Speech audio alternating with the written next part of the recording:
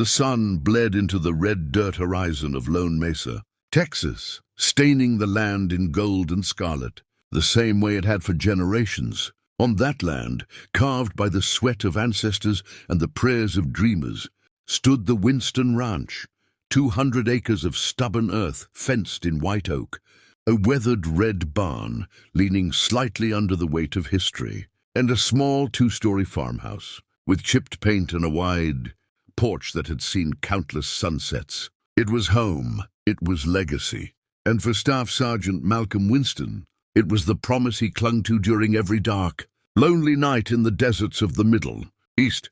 Malcolm had enlisted in the army at 19, not because he dreamed of war, but because duty and survival left him no choice. The son of a rancher and a schoolteacher, he had inherited the land when his father passed. He'd planned to return home one day, hang up the uniform, and breathe free under the wide Texas sky. But duty had called again, and Malcolm answered 6 months into his deployment. He was halfway across the world, counting the days until he could ride the fence line again, fix the corral, and maybe raise a family on the soil that bore his name.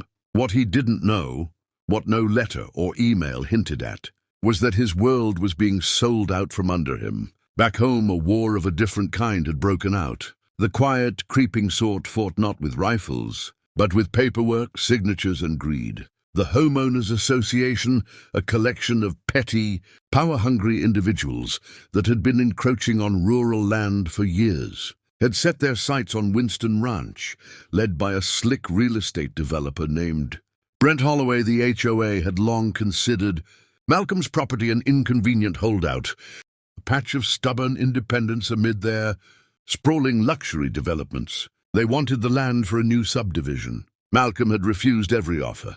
He wasn't selling. But when the army shipped him overseas again, and months stretched into a year, the HOA saw its chance. They began sending notices, exaggerated, fines for overgrown vegetation, penalties for non-compliance with new zoning rules they'd pushed through the county board, fabricated violations about his barn not meeting updated safety codes. All of it mailed to a house where no one lived. And when those letters went unanswered, they filed liens. When the liens went unpaid, they pushed for foreclosure. By the time Malcolm was on his last patrol overseas, believing his ranch stood waiting for him, a county auction had been held, quietly, efficiently, and legally. Winston Ranch sold for a fraction of its worth to a shell company owned by none other than Holloway himself. The deed had changed hands. The fences were torn down, the barn was razed, construction signs were hammered into the soil where Malcolm's father had once taught him to ride. The land he had fought for, bled for, dreamed of, was gone. When Malcolm's boots touched American soil again, there was no parade, no fanfare, just a duffel bag, a bus ticket, and a deep longing for the home he had fought so hard to protect. He rode the Greyhound west, staring out the window as miles of farmland rolled by, each acre pulling him closer to the life he had missed. He pictured the old ranch house, the porch swing that creaked in the wind, the fence posts that always needed mending. But when the bus turned down, County Road 14 and the familiar shape of the hill rose before him. His chest tightened. Something was wrong. There were trucks on his land, bulldozers, rows of half-built houses where his father's barn had stood. The oak tree he'd planted as a boy was gone. In its place was a sign, Holloway Ridge Estates, luxury homes, starting at $499,000. Malcolm didn't move for several minutes. He just stood on the roadside, duffel bag at his feet, the Texas wind tugging at his uniform. He thought maybe he was in the wrong place. Maybe he'd gotten off too soon. But no, this was it. His land, his soil, and it had been stripped bare. When he finally walked up the old drive, a security guard in a reflective vest stepped in front of him. "Sir, this is private property," the man said. Malcolm's voice was low and steady. "I know. It's mine." The guard shifted uneasily. "Not anymore." The next days blurred together in a haze of disbelief and anger. Malcolm called the county clerk's office. They told him the land had been foreclosed and sold at auction. He called the HOA. They refused to speak without a lawyer present. He hired one with what little savings he had, but the attorney's words were like bullets to the chest. They followed the law. "Sergeant, it's unjust, but it's legal. You didn't respond to the notices." "They had the right," he tried explaining. "I was deployed. I was serving my country. I didn't even know." But the system didn't care. The HOA didn't care. Holloway certainly didn't care. Then the story hit the local news. Veteran returns from deployment to find. Family ranch sold by HOA. It spread like wildfire. Spark that ignited anger far beyond. Lone Mesa, veterans groups shared it. Talk radio hosts raged about it. People across the country sent letters of support, offers of help, legal advice, donations. But none of it could undo the damage. Holloway Ridge Estates kept rising from the bones of Winston Ranch, and Malcolm watched every nail driven into the ground like a nail in his heart. But the army was watching too. Word of the injustice reached Malcolm's old unit. Then it reached the base commander. Then it reached the Pentagon. They called Malcolm in for a meeting. "Sergeant Winston," a colonel said, leaning across the table, "we can't change what they did, but we can make damn sure it doesn't happen again." And with those words, a plan began to take shape, one that would shake Lone Mesa to its core. The Army had legal teams. They had public affairs officers. They had influence. And most importantly, they had soldiers who had fought beside Malcolm, men and women who weren't about to let one of their own be trampled by greed. They dug into the HOA's filings. They found irregularities, conflicts of interest, falsified violations, zoning changes that hadn't been properly disclosed. They contacted lawmakers. They pushed for hearings. They rallied veterans across the state. And as the pressure mounted, the story refused to die. HOA sells Black Veterans Ranch while he's deployed became a national headline. Protesters gathered outside Holloway's office. Buyers backed out of their contracts. Lawsuits piled up. Malcolm returned to the land every day, standing just beyond the new fence line, watching the houses rise. He spoke to reporters with quiet dignity, never raising his voice, never threatening violence. "All I want," he said again and again, "is the land my father left me, the land I swore I'd come home to," and the people listened. By winter, the fight had grown too big for the HOA to contain. Their board members resigned one by one. Holloway went on television, pale and sweating, insisting they had done nothing wrong. But the damage was done. The army wasn't backing down. And behind the scenes, Malcolm's brothers and sisters-in-arms were preparing something far bigger than lawsuits. If the system couldn't protect one of their own, they reasoned, then maybe it was time the system remembered who protects it. And that was how the quiet war began. Not in the deserts overseas, but right here on American soil. The army wasn't coming for revenge. They were coming for justice, and by the time they were done, every house built on stolen land would be dust, and Winston Ranch would rise again. The first sign that something bigger was coming. It wasn't the protest, signs, or the reporters shouting questions through the gates of Holloway Ridge. It was the convoy of Humvees that rolled quietly into Lone Mesa one cool February morning, their engines rumbling like distant thunder. They didn't have rifles slung over their shoulders or orders to arrest anyone. They weren't there for war. They were there for Malcolm. The army had always told its soldiers, "We never leave anyone behind." And that oath extended beyond the battlefield. Malcolm stood on the shoulder of County Road 14, his old Stetson hat pulled low, watching as the convoy parked along the dirt shoulder. Out stepped men and women he hadn't seen in years. Brothers and sisters who had once shared foxholes, patrol routes, and midnight rations. There was Ramirez, his radio operator from Kandahar, now a JAG officer. There was Captain Owens, the hard-nosed platoon leader who'd once saved Malcolm's life in an ambush. There was even Sergeant Major Keller, retired now but still, carrying himself like a man who owned every inch of ground he walked on. They greeted him one by one, firm handshakes and embraces that said more than words ever could. "We heard what happened," Keller said, his deep voice full of fire. "We're not letting them bury you under paperwork." The Army's legal team had spent weeks quietly gathering ammunition, not the kind that came from a factory, but the kind that toppled corrupt empires. They subpoenaed the HOA's financial records and unearthed a treasure trove of wrongdoing. Holloway had been funneling HOA dues into shell companies, overcharging residents for bogus maintenance fees, and bribing zoning officials to fast-track construction permits. The foreclosure on Winston Ranch wasn't just predatory. It was part of a larger criminal enterprise. And now the army had the receipts. Ramirez laid out the evidence on the hood of a Humvee, each folder a nail in Holloway's coffin. "We've got enough here for federal charges," he said. "Fraud, racketeering, conspiracy, you name it." But the army wasn't content with courtrooms alone. They understood that sometimes justice needed to be seen, and so they launched what they called Operation Homebound, a coordinated campaign that would bring national attention to Malcolm's case and force the system to correct itself. Veterans groups across the country rallied to the cause. Retired generals wrote op-eds. Active duty officers spoke out. Thousands of service members, past and present, signed a petition demanding new laws to protect deployed soldiers from property seizures. The story that had started as a local scandal became a national reckoning. Congressional hearings were scheduled. Senators called for investigations. And in the center of it all stood Malcolm Winston, not as a victim, but as a symbol. The pressure crushed Holloway. Contractors pulled out. Banks withdrew financing. Potential buyers canceled their deposits, unwilling to be associated with the scandal.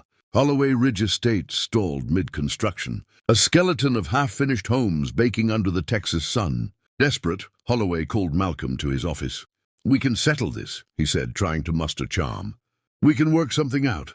Maybe a payout. Maybe a smaller parcel of land." Malcolm stared at him across the polished desk, his voice calm and steady. "You don't get to carve up my father's land like a steak and toss me the scraps. That land isn't for sale. It never was." Holloway's mask slipped, revealing the arrogance beneath. "You're a soldier, Winston. You follow orders. The world doesn't work on sentiment. It works on contracts, and you signed nothing. You lost." Malcolm leaned forward, eyes burning with quiet fury. "The world also works on justice, and justice isn't done yet. Outside, things were already shifting. The county commissioner, under investigation for taking bribes, resigned.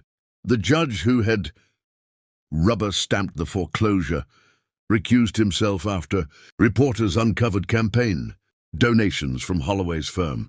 The HOA board dissolved amid mounting lawsuits, and a federal task force, composed partly of military legal officers, was preparing indictments. Holloway had played his game with greed and confidence, but he had underestimated the power of a united army and a furious public. Then came the day Lone Mesa would never forget.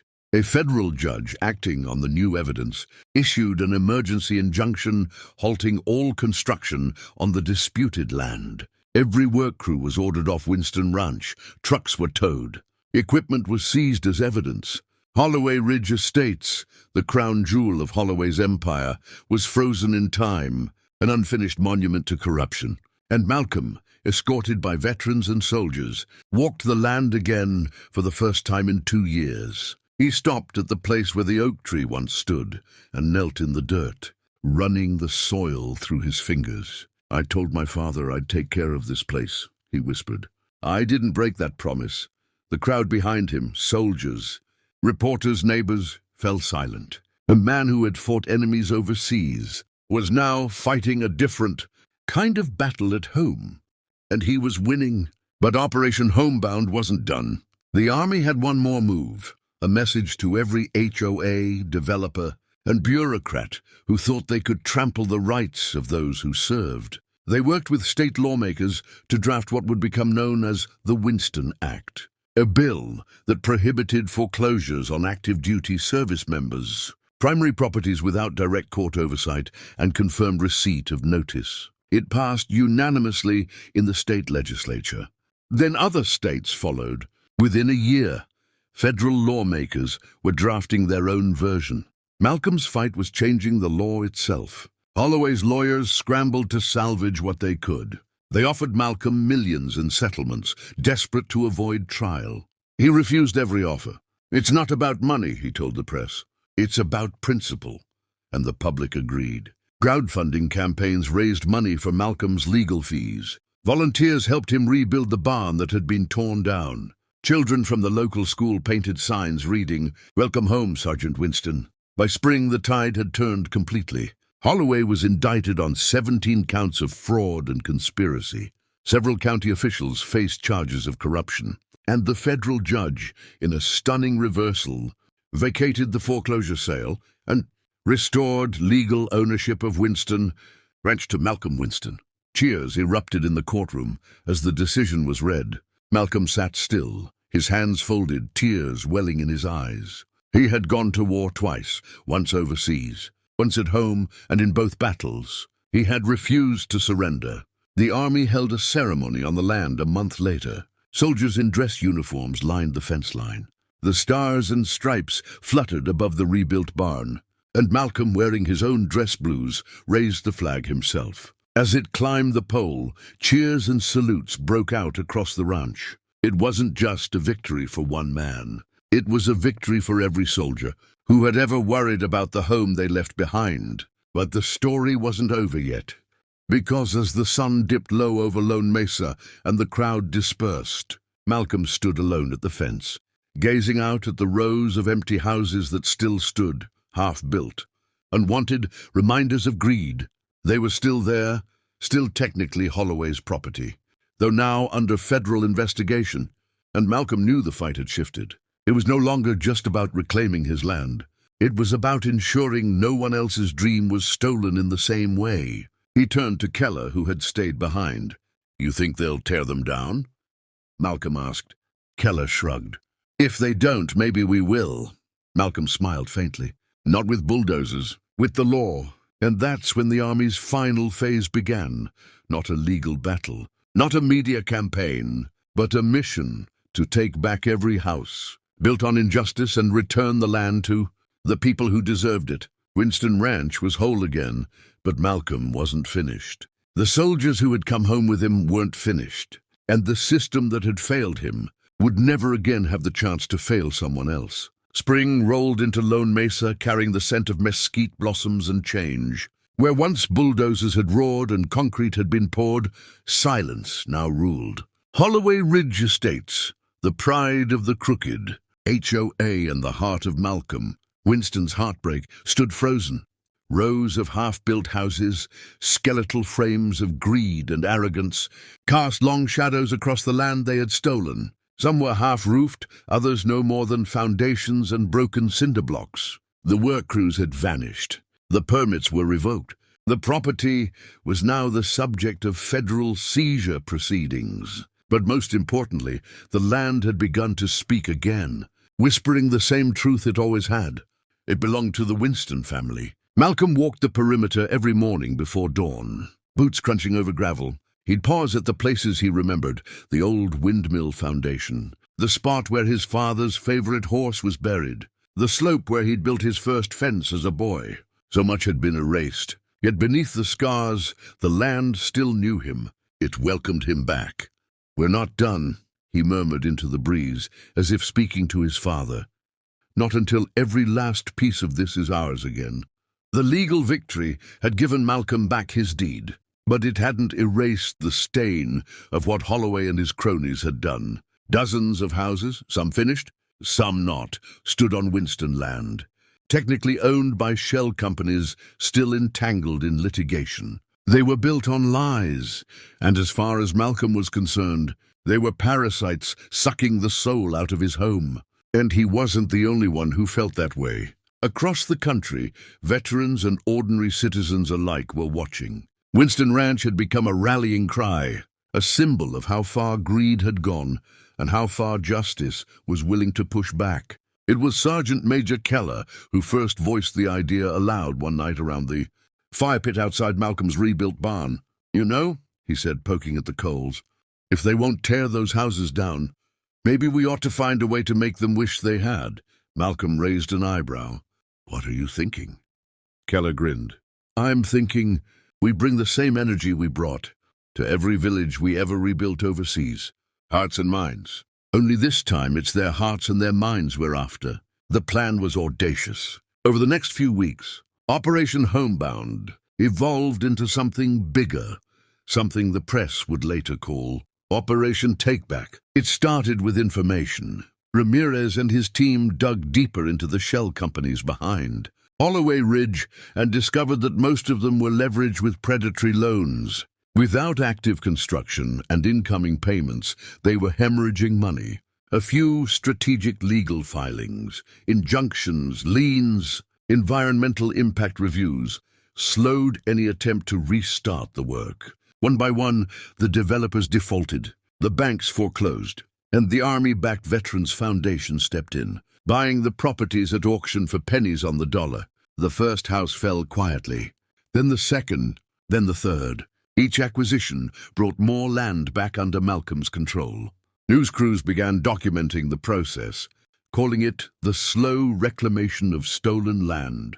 Protesters gathered at the site, chanting Malcolm's name and waving flags. Signs appeared along the county road, land of the free, home of the brave. You can't bulldoze honor, Holloway. Watch from his office window as everything he'd built crumbled around him. His empire was rotting from the inside, and the man he'd thought he could crush was methodically taking it apart brick by brick. But Malcolm didn't stop at legal maneuvers. He believed the land should serve the people, not sit as a monument to corruption. With the help of veterans' charities and local volunteers, he converted the first reclaimed house into a transitional home for returning soldiers. The second became a community center offering job training and counseling. The third was torn down entirely, its lumber repurposed to rebuild. Malcolm's barn in the style his father had loved.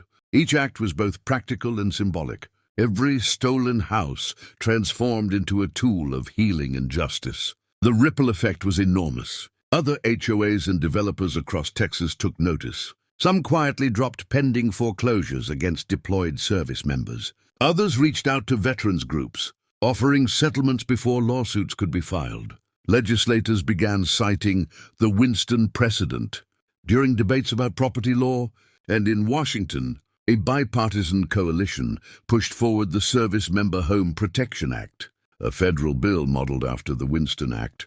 Holloway, meanwhile, faced his own reckoning.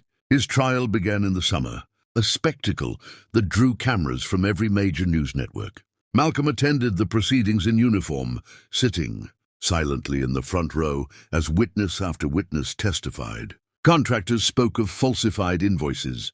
HOA board members confessed to receiving kickbacks. County officials described late-night meetings and envelopes full of cash. The picture that emerged was one of systemic corruption, orchestrated and enforced by Holloway's iron fist. On the fifth day, Holloway himself took the stand. He was defiant at first, blaming bureaucratic confusion and miscommunication.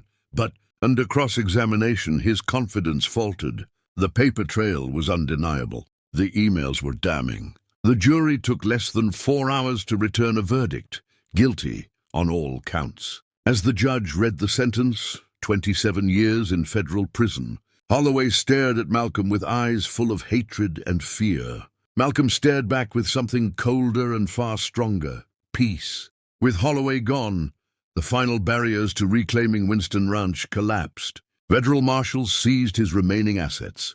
Shell companies dissolved, and within a year of the verdict, every square foot of the land, once known as Holloway Ridge Estates, was once again part of Winston Ranch. Some houses were demolished.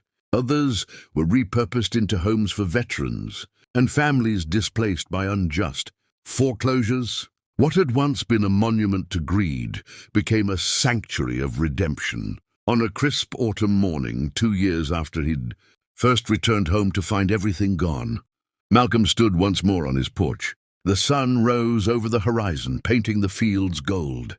The rebuilt barn glowed in the light. Horses grazed lazily in the pasture, and beyond them, where once rows of soulless houses had stood, now stretched open land, his land. The wind rustled the grass and carried with it the sounds of children laughing at the new community center. It was different now, bigger, more alive. Keller joined him on the porch, handing over a steaming cup of coffee. You did it, he said simply. Malcolm shook his head. We did it. All of us, Keller nodded. You know, I think your old man would have been proud. Malcolm stared out over the land, his throat tightening.